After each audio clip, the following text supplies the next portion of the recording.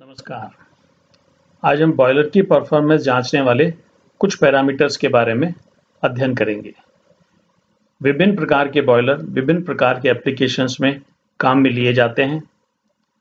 सभी बॉयलर्स अलग-अलग कैरेक्टरिस्टिक की स्टीम प्रोड्यूस करते हैं, अर्थात उनके द्वारा प्रोड्यूस की जाने वाली स्टीम का प्रेशर, टेम्परेचर, उसकी क्वालिटी से तात्पर्य है उसका ड्राइनेस फ्रैक्शन अलग-अलग होता है। सभी बॉयलर्स की आकृति, आकार, डिजाइन भी भिन्न-भिन्न होता है, इसलिए उनकी परफॉर्मेंस जांचने के कुछ पैरामीटर बनाना आवश्यक था। उन कुछ पैरामीटर्स में से जो महत्वपूर्ण पैरामीटर हैं, वो आज हम इन दो स्लाइड के माध्यम से जानेंगे। पहली स्लाइड पर आप देख रहे हैं, लिखा हुआ है एक्चुअल एंड इक्विवेलेंट इवापोरेशन। तो इस स्लाइड के माध्यम से हम ये जानना चाहेंगे कि एक्चुअल और इक्विवेलेंट इवापोरेशन क्या चीज है। बिंदुवार यहाँ लिखा हुआ है, आप स्लाइड पर पहला बिंदु पढ़ेंगे तो मैं आपके लिए इसको पढ़ रहा हूं।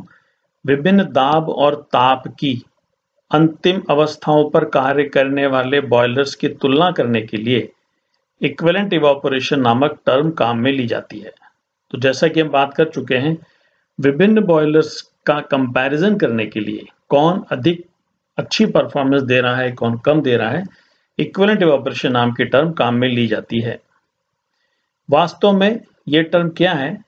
इस टर्म के माध्यम से हम ये ज्ञात करते हैं कि दिए गए ईंधन के लिए 100 डिग्री सेंटीग्रेड पर हमें कितनी भाप की मात्रा प्राप्त हो रही है।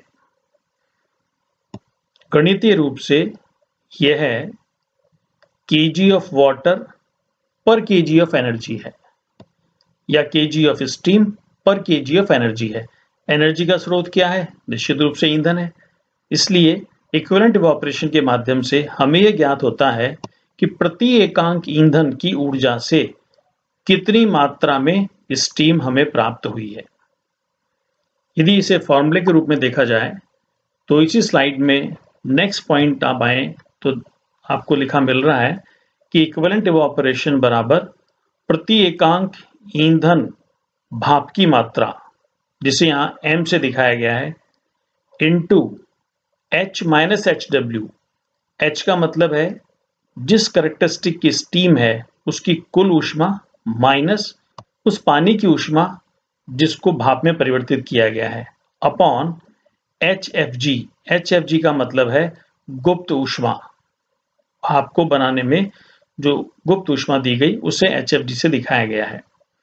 प्रति एकांक ईंधन भाप की मात्रा को एक्चुअल इवापोरेशन भी कहा जा सकता है। आप प्रति एकांक ईंधन भाप की मात्रा कैसे ज्ञात करेंगे? तो भाप की मात्रा अपॉन उसके लिए खर्च किए गए ईंधन की मात्रा। यदि भाप की मात्रा प्रति इकाई समय ले रहे हैं तो ईंधन की मात्रा भी प्रति इकाई समय लेनी होगी।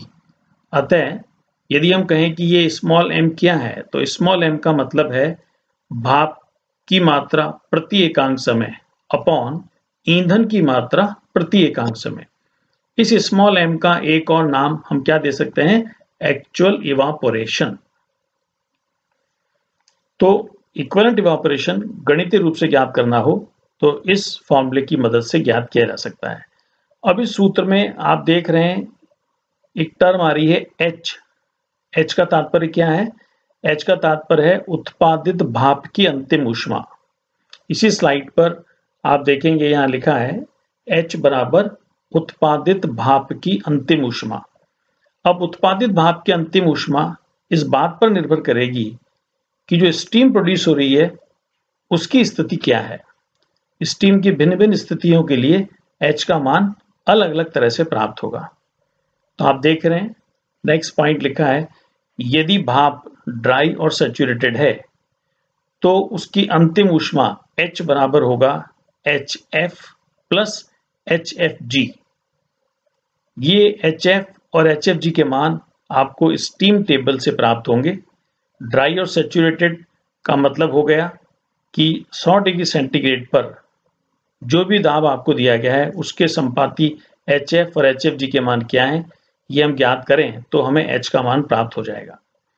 दूसरी स्थिति हो सकती है कि भाप पूरी तरह से ड्राई ना हो, तो अगला फॉर्मूला लिखा है, यदि भाप वेट है और उसका ड्राइनेस कोफिशिएंट x है, तो उसकी अंतिम ऊष्मा का मान H बराबर होगा HF प्लस XHFG।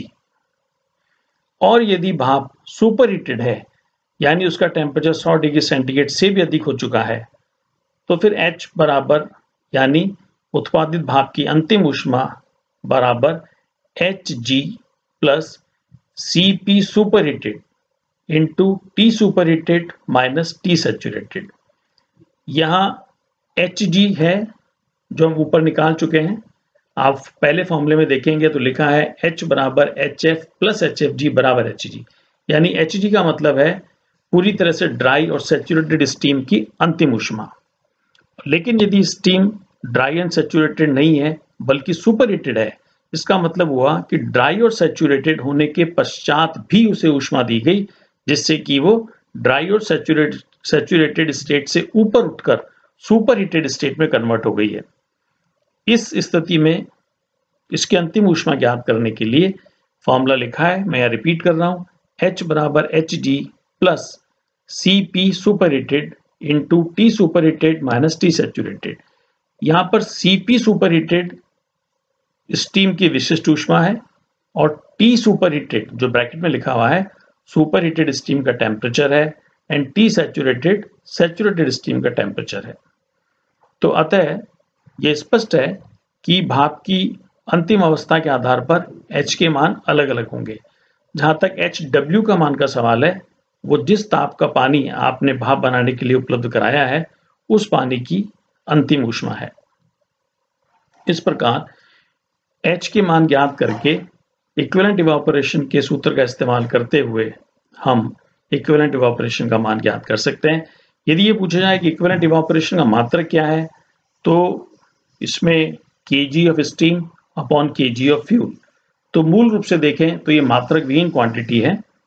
मैं रिपीट कर रहा हूँ, इक्विवेलेंट इवापोरेशन बराबर हो गया kg of steam upon kg of fuel.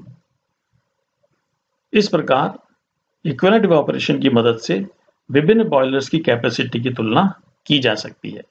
इसको और बेहतर तरीके से समझा जा सकता है यदि इसके एक या दो न्यूमेरिकल किए जाएं, जो हम हमारे नेक्स्ट लेक्चर में अवश्य लेंगे। इसके अलावा एक और टर्म है बॉयलर एफिशिएंसी। उसके बारे में जानने के लिए हमें सेकंड स्लाइड पर जाना होगा।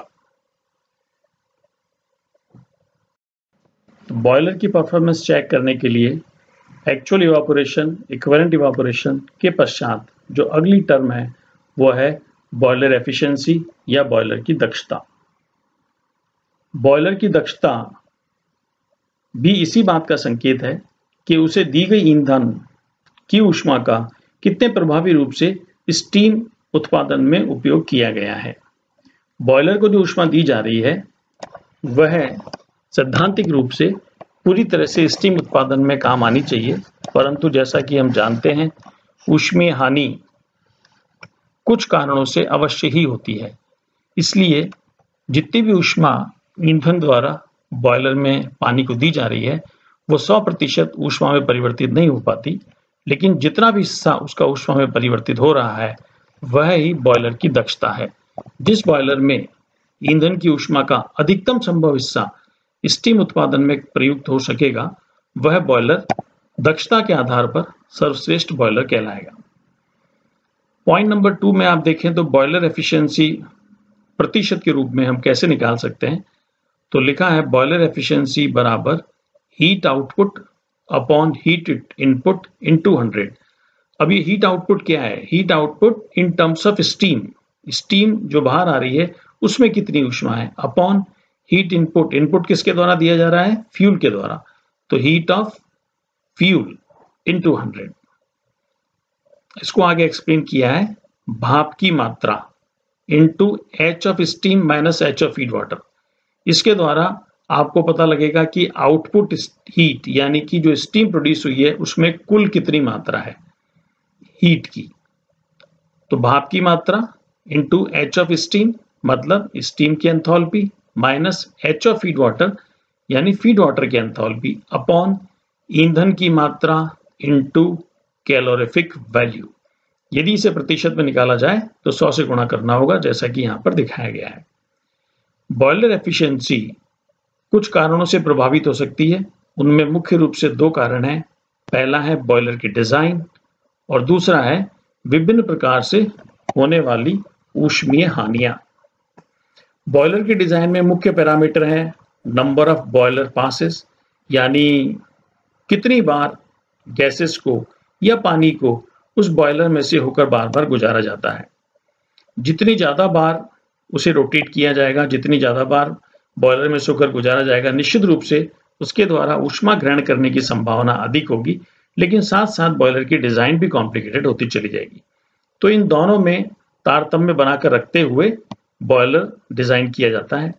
बर्नर एफिशिएंसी, जिस बर्नर के द्वारा हीट प्रोड्यूस की जा रही है वो कितना एफिशिएंट है। एयर फ्यूल कंट्रोल बहुत इंपॉर्टेंट पैरामीटर है। कोई भी ईंधन तभी जलता है जब उसको पर्याप्त मात्रा में हवा उपलब्ध हो रही हो।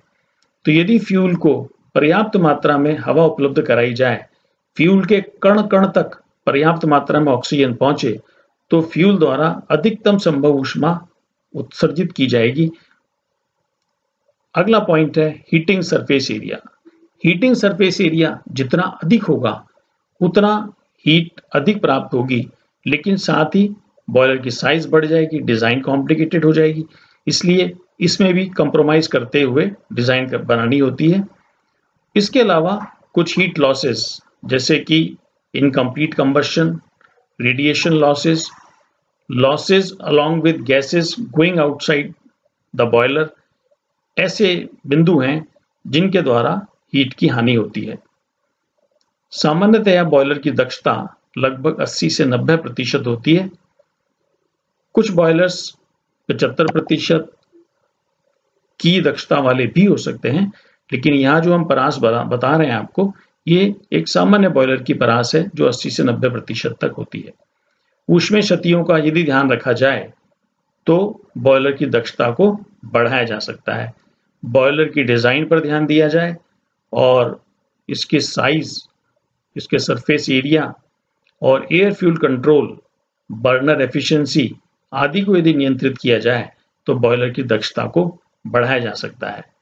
बॉयलर की दक्षता, इक्विवेलेंट इवापोरेशन, एक्चुअल इवापोरेशन, ये ऐसे बिंदु हैं जिन्हें हम गणितीय रूप से भी ज्ञात कर सकते हैं। आपकी परीक्षा के आधार से यदि देखा जाए तो एक्चुअल इवापोरेशन, इक्विवेलेंट इवापोरेशन और बॉयलर एफिशिएंसी तीनों ही अत्यधिक महत्वपूर्ण बिंदु हैं और इन पर परीक्षा में एक न्यूमेरिकल सदैव अपेक्षित रहता है।